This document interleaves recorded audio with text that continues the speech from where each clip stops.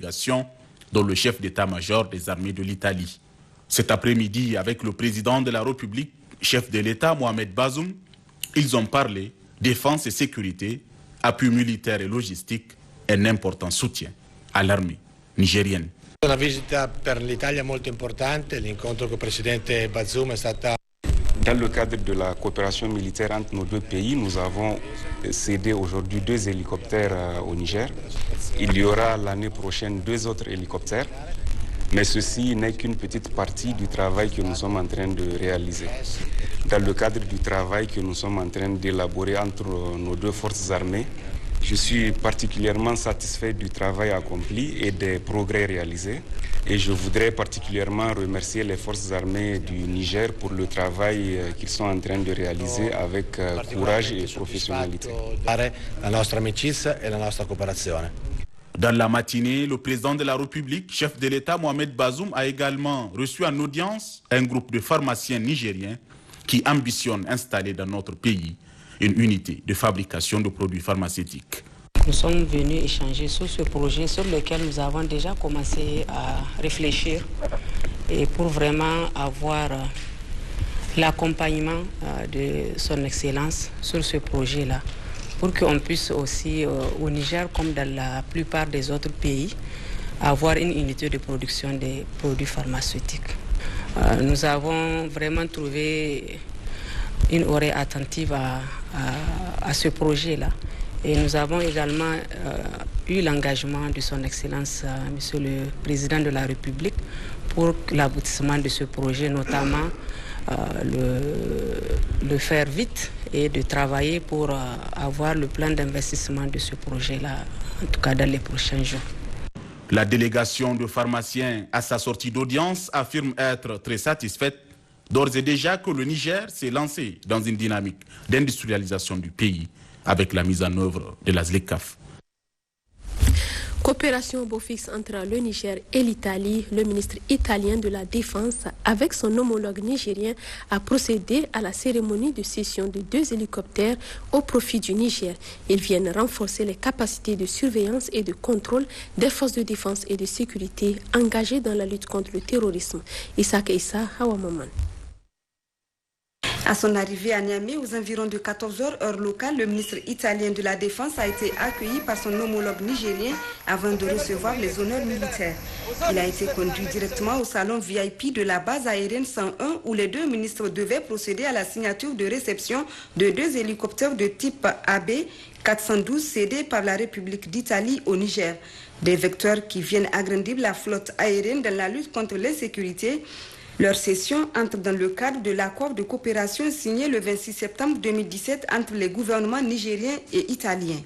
Je suis donc heureux que la livraison d'aujourd'hui des 2 hélicoptères AB-412, première tranche d'un plan de fourniture totale de 4 hélicoptères prévu dans le cadre d'une coopération puisse contribuer à renforcer la sécurité du pays et plus largement de la région dans laquelle le Niger est situé, même aussi dans le but de lutter contre le terrorisme, un phénomène sur lequel il faut constamment surveiller. Notre pays veut continuer à collaborer avec le Niger en renforçant les accords qui ont été pris, les accords stratégiques qui ont été pris avec la République du Niger. Cette cession d'hélicoptères est assurément le fruit de l'excellence des relations bilatérales entre les 2 pays. Ces aéronefs de type AB-412 renforceront sans doute la capacité de l'armée de l'air nigérienne, non seulement en transport de personnes et de logistique, mais aussi en évacuation sanitaire au profit de forces engagées dans la lutte contre les groupes armés terroristes. Cette session est le début de la concrétisation de la promesse de 4 hélicoptères faite par monsieur le ministre de la Défense italienne lors de sa précédente visite au Niger. Nous attendons bien entendu les 2 autres hélicoptères, parce que c'est une promesse qui concerne 4 hélicoptères et nous pensons qu'en 2023, conformément à cette promesse, ces 2 autres hélicoptères vont arriver au Niger. Au nom du président de la République, son Excellence M. Mohamed Bazoum, chef de l'État, chef suprême des armées, je tiens à remercier la République de l'Italie pour tous ses efforts à soutenir le Niger. L'accord de coopération entre la République d'Italie et le Niger date seulement d'environ 5 ans. Cependant, les actions sont nombreuses. On peut retenir la formation au profit des éléments du bataillon parachutiste, du génie militaire, de l'armée de l'air, le financement du projet de construction d'équipements et d'opérationnalisation du centre d'expertise médicale du personnel navigant. Le président du Conseil national de transition du Tchad, président en exercice du comité interparlementaire G5 Sahel, a présidé cet après-midi à Niamey une table ronde pour solliciter l'appui des partenaires pour le financement du plan d'action de l'organisation. Laoli Moutari Menassara, Laoli Yaya. Autour de cette table, les députés membres du G5 Sahel, les membres du gouvernement, les membres du corps diplomatique accrédité au Niger et les présidents des institutions internationales. Les parlementaires membres de cette institution sous-régionale veulent à travers cette rencontre faire appel à la générosité des partenaires pour le financement du plan d'action CIP G5 Sahel. Cette table ronde de mobilisation de ressources se tient à un moment particulièrement éprouvant pour notre région, tant les défis sont nombreux et multidimensionnels. En effet, notre région est aujourd'hui confrontée aux défis liés au changement climatique qui affectent dangereusement les moyens de production agro-silvopastorale de nos populations, à la pandémie du coronavirus qui empêche toute activité économique, à l'insuffisance des ressources financières qui empêchent la réalisation des investissements intégrateurs dans notre espace commun, afin d'améliorer la qualité de vie et réduire la pauvreté et la vulnérabilité de nos populations sahéliennes. En effet, selon le président en exercice, le CIP G5 Sahel a reçu un coup dur en raison de plusieurs facteurs auxquels il va falloir se mobiliser. En plus de ces fléaux de terrorisme, cet ennemi sans visage et sans frontières que nos pays combattent depuis plusieurs années continue toujours à nous défier et à endeuiller nos populations sahéliennes. Cette résurgence d'actions terroristes et des attaques meurtrières à répétition que nous enregistrons dans les pays du Sahel est un signal fort qui nous rappelle l'urgence et l'ampleur des défis auxquels font face nos populations sahéliennes. Prenant la parole après les civilités, le président du Parlement nigérien a appuyé le message de son homologue du Tchad, président en exercice. Pour Seni Oumarou, il y a urgence d'approfondir les réflexions en vue d'assurer la viabilité financière de cette organisation. Nous nous devons de pérenniser l'existence du CIP G5 Sahel, car les raisons pour lesquelles il a été créé n'ont pas encore disparu. La guerre n'est pas encore terminée et nos pays doivent raffermir encore davantage leur coopération pour en sortir victorieux. Au-delà du CIP, il faudrait donner au G5 lui-même tous les moyens adaptés à ces nobles objectifs. Une motion de remerciement a marqué la fin de ces assises. Des remerciements à l'endroit de la Fondation Konrad Adenauer qui soutient le CIP G5 Sahel et les autorités nigériennes pour la qualité de l'accueil réservé aux participants. Les travaux de cette table ronde se sont achevés cet après-midi à Niamey. Nous y reviendrons plus en détail dans nos prochaines éditions. Le président du Conseil national de transition tchadien qui avait pris part aux travaux de la table ronde du CIP G5 Sahel a quitté Niamey cet après-midi pour N'Djamena.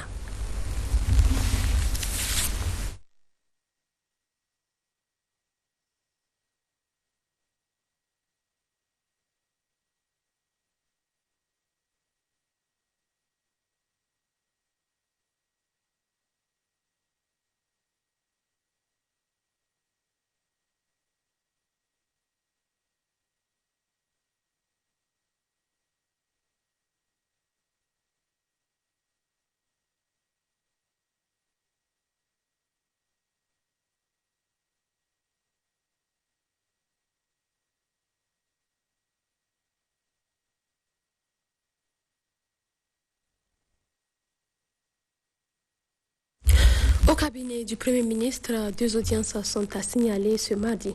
Le chef du gouvernement, Oumoudou Mahamadou, les a accordées à une délégation de l'UNESCO qui est en mission dans notre pays et à la chef de la coopération suisse au Niger, Pia Hani. Gérard Blaziz, Yazirabiou pour le point. Présente à Niamey au Niger depuis le 16 octobre dans le cadre d'un atelier sur l'éducation, la mission du Bureau régional pour l'Afrique de l'Ouest et du Bureau international de l'éducation de l'UNESCO a été reçue ce mardi après-midi par le Premier ministre Oumoudou Mahamadou. L'amélioration de l'éducation au Niger quantitativement et qualitativement a été au cœur de l'entrevue. Nous sommes en même temps venus discuter avec les autorités, avec les partenaires techniques et financiers pour voir comment est-ce qu'ensemble nous pouvons accompagner l'ambition du chef de l'État qui a fait de l'éducation une priorité des priorités dans ce pays. Pour cela, nous avons eu des entretiens avec les différentes parties prenantes, les ministères en charge de l'éducation, les partenaires techniques et financiers, les collègues qui travaillent dans le système des Nations Unies. Et à partir de là, nous allons ensemble préparer un certain nombre d'axes qui nous permettront d'accompagner l'ambition du chef de l'État pour transformer l'éducation dans ce pays. Nous sommes venus partager des axes préliminaires de cet accompagnement avec le Premier ministre en attendant que la directrice générale de l'UNESCO vienne au moment opportun pour venir présenter l'offre de l'UNESCO dans cet accompagnement. Entre autres points que nous avons discuté avec Monsieur le Premier ministre, il y a eu le point relatif à la qualité de l'éducation. Le Premier ministre a souligné l'importance que son gouvernement accorde à l'amélioration de la qualité de l'éducation au Niger. Parce que vous êtes d'accord que le constat est qu'au cours des dernières décennies, nous constatons une baisse du niveau des enfants. Et le Premier ministre nous a dit que c'est une priorité à côté de l'accès qui est une grande priorité. Et l'UNESCO, nous avons offert la disponibilité de notre organisation à accompagner le ministère de l'Éducation pour prendre des actions, actionner sur certains leviers pour améliorer la qualité de l'éducation, dont la révision des curricula, dont la pertinence des curricula et aussi la formation des cadres nationaux en charge des questions de pédagogie, des curricula, pour que le Niger puisse être doté des compétences pour les révisions des curricula, l'amélioration de la qualité de l'éducation. Et donc c'est un axe fort sur lequel nous avons également insisté avec le Premier ministre. L'éducation a été également au centre de l'audience que le chef du gouvernement a accordée par la suite à la chef de la coopération suisse au Niger. J'ai eu l'occasion encore une fois de rencontrer le Premier ministre ce soir et je lui ai présenté une nouvelle brochure de la coopération suisse qui démontre l'engagement de la Suisse au Niger dans 3 domaines principaux. C'est le secteur sécurité alimentaire et développement économique local, le secteur de l'éducation et de la formation professionnelle et le secteur de la gouvernance. On a aussi eu l'occasion de rediscuter avec le Premier ministre la réforme de la décentralisation. Et là, on est très content vraiment de aussi être rassuré que le gouvernement avance avec cette réforme et aussi avec l'établissement de la fonction publique. Et finalement, on a aussi discuté un peu des options sur des solutions durables pour les personnes déplacées au Niger. Et là, la Suisse a annoncé une mission qui va se tenir la semaine prochaine avec un professeur qui est un expert sur les questions-là. Et donc la Suisse cherche des pistes aussi pour renforcer son engagement au Niger à côté du gouvernement et de la population. Les relations entre la Suisse et le Niger, marquées par une coopération bilatérale de plusieurs années, sont excellentes. Elles favorisent le développement du pays par notamment l'amélioration des conditions de vie de la population. Ouverture ce matin à l'hémicycle de l'Assemblée nationale de la première session du comité de pilotage du programme Interpares Parlement en partenariat, initiative mondiale de l'Union européenne pour appuyer les partenaires des pays partenaires. C'est le premier vice-président du Parlement, Kalla Ankourov, qui a présidé la cérémonie. Aminata Garba, Laoliaïa. C'est la toute première réunion du comité de pilotage du programme Interpares Parlement en partenariat au Niger. Cette initiative mondiale de l'Union européenne appuie les parlementaires des pays partenaires pour la consolidation de la démocratie, pour le renforcement de leurs capacités à divers niveaux. La caractéristique importante pour l'Union européenne, c'est que Interpares met en place des différents types d'échanges et d'activités de pair à pair sur la base d'un ou de plusieurs partenariats avec les parlements des États membres de l'Union européenne qui fournissent leur expertise. Le directeur du programme Interpares a rassuré le Parlement nigérien de son engagement à continuer à travailler avec les autorités dans un esprit de solidarité, de redevabilité mutuelle et de partenariat. Le projet Interpares représente la volonté de l'Union européenne de soutenir le développement démocratique dans le monde entier. Et dans cette région en particulier, on voit l'importance et la réussite de la démocratie ici au Niger pendant les dernières années est représentée par le renforcement continuel de l'Assemblée du travail et du rôle de l'Assemblée nationale. La présente réunion permettra de s'engager sur la préparation du plan stratégique de l'Assemblée nationale et de faire des échanges de bonnes pratiques. Le premier vice-président de l'Assemblée nationale a salué l'initiative de l'Union européenne. Sur le plan du travail parlementaire, ils vont appuyer fortement la Commission des finances pour que le contrôle de l'action gouvernementale en termes de l'exécution du budget, pour que ce contrôle-là soit beaucoup plus efficace. Sur le plan social, administratif, ils vont appuyer la fonction publique parlementaire afin que les niveaux soient beaucoup plus élevés, que les prestations du personnel de l'Assemblée soient au-dessus de ce que nous constatons actuellement. Et c'est d'une manière générale le renforcement des capacités et l'amélioration des conditions de vie du personnel de l'Assemblée nationale. Donc vous avez vu dans tous les domaines, c'est une excellente chose et ça augure de très bons lendemains pour le Parlement du Niger. Depuis un an, l'équipe Interpares travaille à appuyer l'Assemblée nationale pour avancer dans la réalisation de ses priorités. Et les échanges d'aujourd'hui sont les fruits de cette collaboration menée sous le leadership des membres du Parlement nigérien. Nous vous faisons lecture de ce communiqué de la Direction générale de la police nationale. Avec l'occupation permanente du terrain par les forces de défense et de sécurité, police nationale, garde nationale du Niger, gendarmerie nationale, dans la ville de Niamey, il a été constaté que les malfrats ont changé de stratégie de sorte que les vols de motos et de téléphones portables, qui constituent plus de 80% des déclarations de vol, se commettent plus dans les habitations que sur la voie publique, comme attestent les statistiques des déclarations de vol enregistrées par les services de police de la ville de Niamey au cours de ces derniers temps.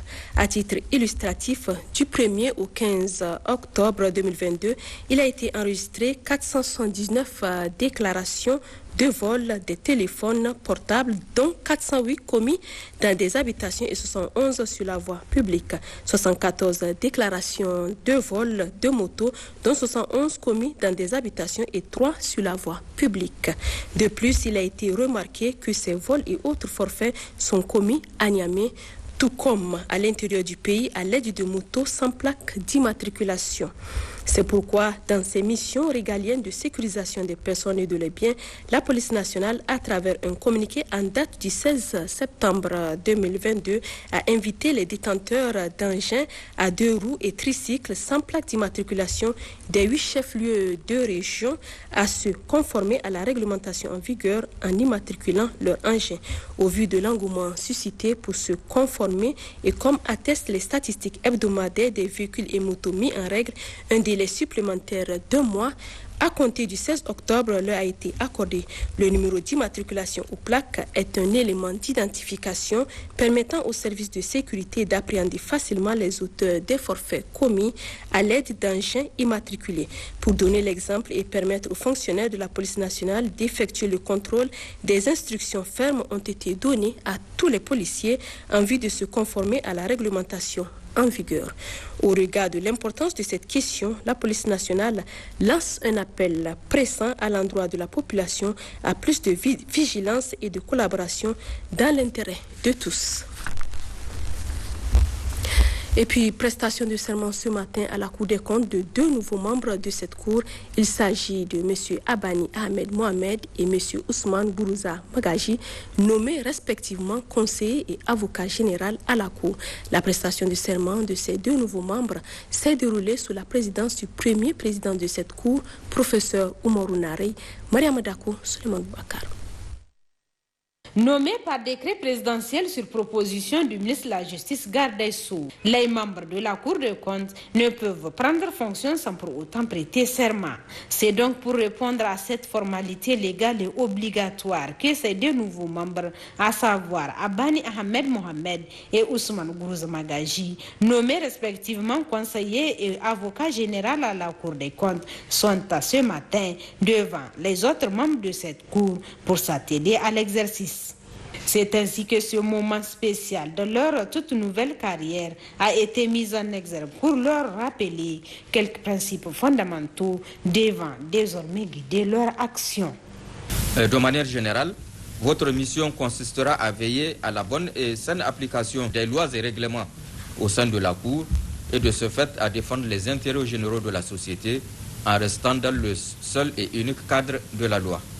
En effet, outre l'adoption d'un comportement d'impartialité envers les justiciables, le magistrat doit se conduire avec dignité et loyauté, c'est-à-dire qu'il doit adopter en toutes circonstances un comportement honorable, exécuter parfaitement les devoirs de sa charge envers l'État et garder la confidentialité des affaires qu'il traite. Aussi, c'est après ce rappel de ce que dit la loi à travers cette réquisition du procureur général près la Cour des comptes que la formule du serment proprement dite leur a été présentée. Formule du serment.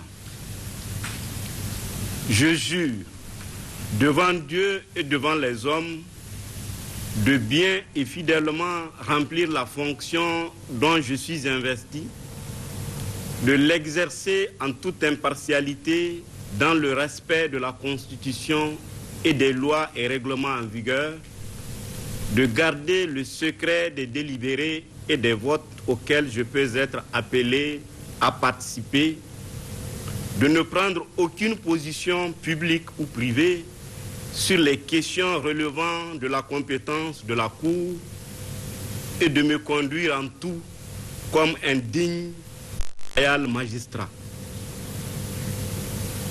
Monsieur Abani Ahmed Mohamed, Monsieur Ousmane Gourouza Magaji, pour vous donne acte de votre serment et vous renvoie à l'exercice de vos fonctions et dit que de tout, il sera dressé procès verbal. Notez que c'est en application de l'article 33.2 de la loi organique régissant la Cour des comptes que cette prestation de serment de ces 2 nouveaux membres a été organisée. Lancement ce matin à Niamey à travers un atelier du projet d'identification unique pour l'intégration et l'inclusion en Afrique de l'Ouest. Ce projet financé par la Banque mondiale est placé sous la tutelle du ministère de l'Intérieur et de la décentralisation. Abdelaziz Issaka Tijani Ibrahim. Cet atelier réunit l'ensemble des parties qui participent à la mise en œuvre du projet d'identification unique pour l'intégration régionale et l'inclusion en Afrique de l'Ouest et consacre son lancement officiel au Niger. Une initiative des dirigeants africains, les Nations Unies, la Banque mondiale et plusieurs partenaires au développement qui vise à soutenir l'identification numérique et l'enregistrement des faits d'état civil en Afrique. Il est important de souligner que WOURI n'a pas pour vocation de se substituer au système d'identification nationale à travers l'état civil, mais plutôt de le renforcer en créant un système d'identification de base interopérable au niveau régional, un système soutenu par des cadres juridiques, politiques et techniques communs, permettant la reconnaissance mutuelle des justificatifs d'identification de base à travers les différents pays.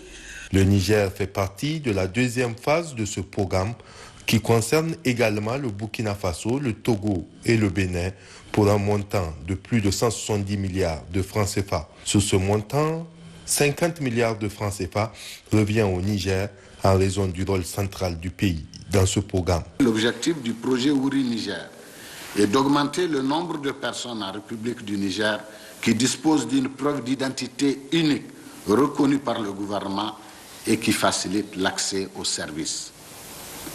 Le projet sera mis en œuvre à travers 3 composantes. La composante 1 vise à renforcer le cadre juridique institutionnel. Elle permettra d'identifier et de combler les lacunes du cadre juridique institutionnel et financera la préparation, le développement et la mise en œuvre des éléments juridiques institutionnels nécessaires pour soutenir des systèmes d'identification robustes. La composante 2 vise à mettre en place des systèmes d'identification robustes et inclusifs. Elle permettra de financer la conception, le développement et la mise en œuvre du système d'identification qui attribuera des numéros uniques d'identification à chaque personne enregistrée en lien avec ses données biométriques. Elle soutiendra la production de justificatifs d'identité reconnus par le gouvernement qui seront délivrés gratuitement aux bénéficiaires. Enfin, la composante 3 vise à faciliter l'accès aux services grâce aux justificatifs. Elle financera le cadre d'interopérabilité et d'échange sécurisé des données avec les systèmes des prestataires de services publics et privés, les systèmes des autres pays Ouri, permettant la vérification et l'authentification de l'identité via le système d'identification qui sera mis en place. À l'horizon 2020, le Niger et les autres pays de la zone CEDEAO, à travers le Ouri, ambitionnent atteindre l'objectif de développement durable qui vise à garantir à toute personne une identité juridique, notamment grâce à l'enregistrement des naissances. Ouverture ce matin à Niamey de la 6e réunion du groupe de travail conjoint des experts pays de la Commission climat pour la région du Sahel. Rencontre qui relève de l'engagement de l'Afrique aux négociations mondiales sur le changement climatique à la COP22. Nadia Maman, Hassan Moussa. La présente réunion, la 6e du groupe de travail conjoint des experts pays de la Commission climat pour le Sahel, dont le président de la République Mohamed Bazoum est le président, est d'une importance capitale dans le cadre de la poursuite de l'opérationnalisation de la dite commission de par les objectifs qui lui sont assignés. L'occasion a été saisie par la ministre de l'Environnement et de la lutte contre la désertification pour évoquer le but de cette rencontre. Les principaux résultats qui seront soumis pour validation technique au cours de ce segment d'experts sont les suivants.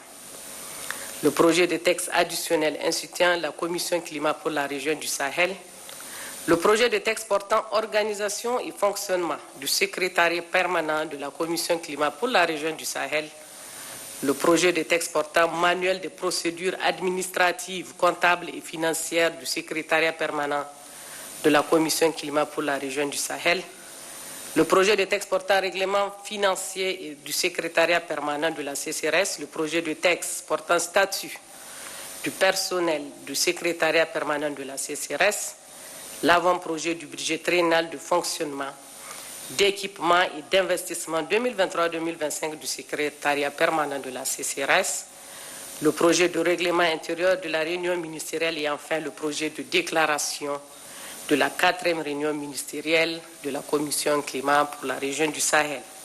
Il convient de rappeler que cette session constitue le segment des experts de la 4e réunion ministérielle de la Commission climat pour la région du Sahel, prévue le 20 octobre prochain à Niamey.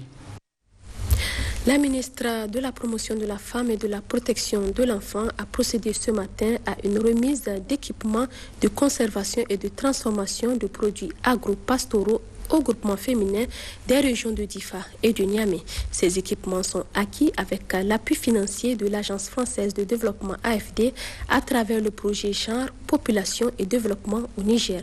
Kajoujatou Kimbokolo, Zakaria Moussa.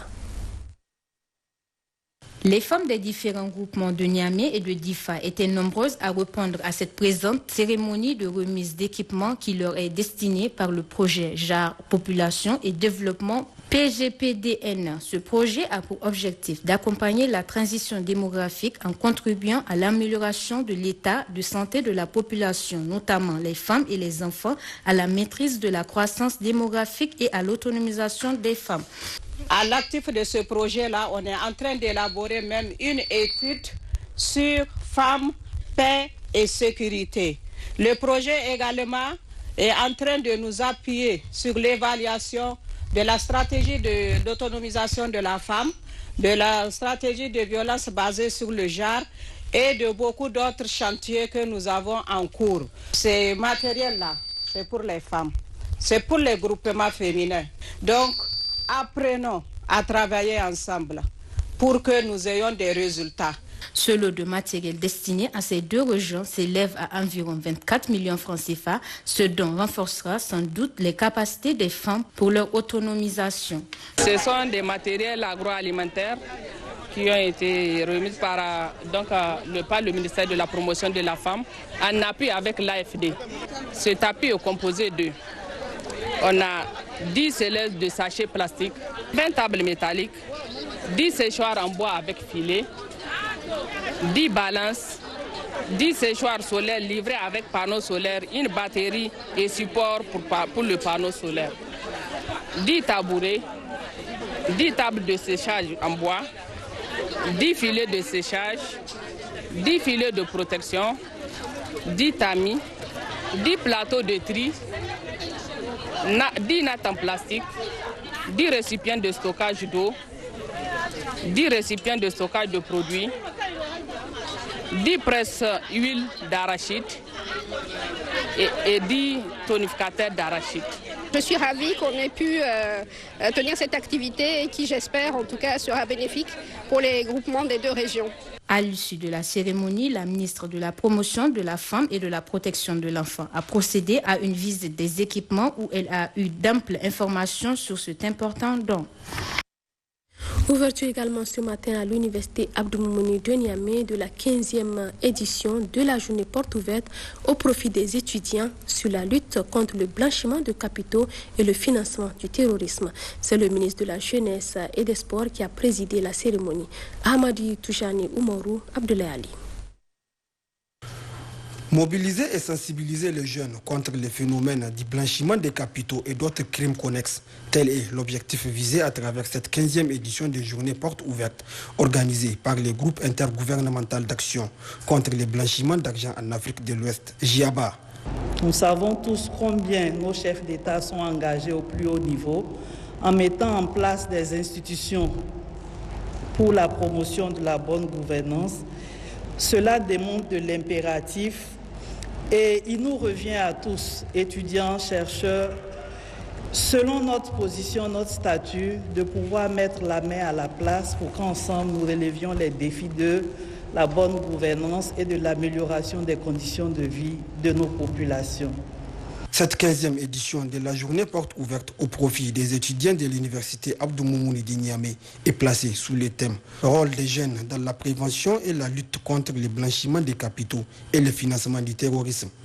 Véritable cadre par excellence de vulgarisation des objectifs et des stratégies d'action du JIABA, cette journée porte ouverte va réunir 150 participants, non seulement les jeunes issus des universités publiques et privées, et des écoles, mais aussi des représentants du ministère de l'Éducation nationale, de la formation professionnelle, mais aussi quelques acteurs de la société civile.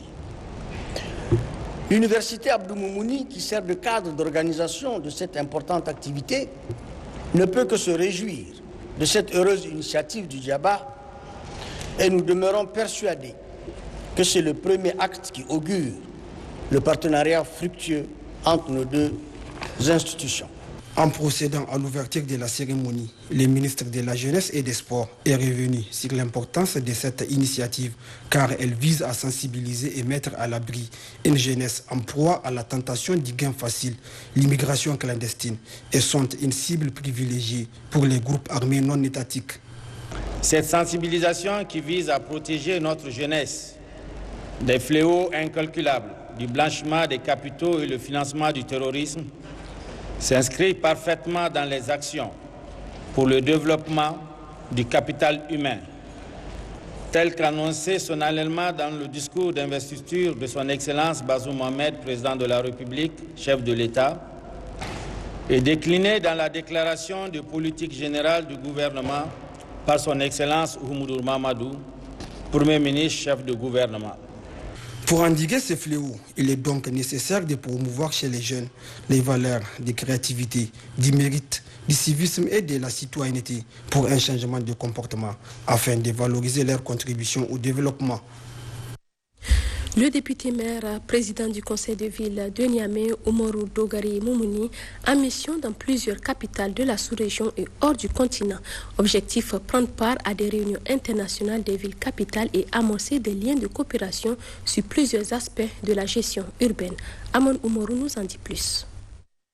Dakar, Abidjan, Abuja au Nigeria, Kigali au Rwanda et Séoul en Corée du Sud sont les principales étapes de cette mission du député maire président du conseil de ville de Niamey, Oumarou Dogari Moumouni. À la tête d'une importante délégation, il est allé porter la voix de la ville de Niamey aux réunions et forums internationaux. Des rendez-vous du donner et de recevoir.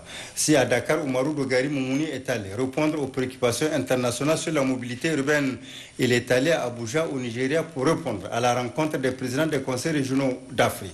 À Kigali au Rwanda, Oumarou Dogari Moumouni est allé à son titre de député national pour une réunion des parlementaires d'Afrique avec plusieurs députés du Niger et ceux du reste du continent africain. Hors d'Afrique, l'étape de Séoul a constitué la principale étape de cette mission où Oumarou Dogari Moumouni a été élu vice-président du Conseil des cités et gouvernements unis du monde. Oumarou Dogari Moumouni devient ainsi, avec cette brillante élection, le vice-président du Conseil de gouvernement locaux unis du monde, CGLU Monde. Plusieurs maires et responsables sont venus féliciter les députés maires du Conseil de ville de Niamey, dont notre compatriote Abdouraf Dodo, présent à Séoul. À Séoul, pour donc féliciter le maire de Niamey. Ici, le gouverneur et le maire d'Abidjan, le maire de Dakar, le maire de Daoujan, la mairesse de Nouakchott, celle de Banjul, ont tous apporté leur salut au maire président du Conseil de ville de Niamey pour sa brillante élection au poste de vice-président des cités et gouvernement unis du monde pour un mandat de 5 ans. Peu après Séoul, Oumarou Dogari Moumouni devait s'envoler pour Rio de Janeiro au Brésil, où le défi de l'alimentation à travers l'agriculture urbaine était le menu principal de cette rencontre internationale des décideurs urbains d'Afrique et d'ailleurs. Voilà, c'est la fin de cette édition. Nous vous remercions de votre aimable attention. Au revoir.